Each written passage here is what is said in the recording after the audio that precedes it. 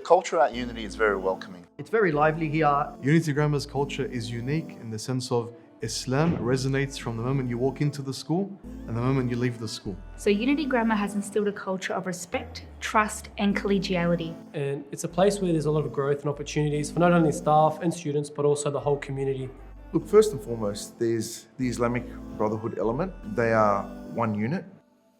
What's unique is that it's a really family environment here.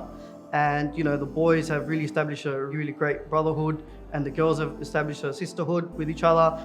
We are really close to one another. Staff-wise, I would say, I've never felt this much support from staff members. There's also a lot of mentoring and guiding amongst the staff. Staff feel valued to share their ideas, and their ideas are implemented in our daily practices. I think what's important as well, although it's an Islamic school, is also that family aspect to the school as well, where Staff, even staff and student bonds, it's not just a academic relationship, but there is a care there of how students are coping. The school really wants to provide multiple support in multiple ways to students and staff.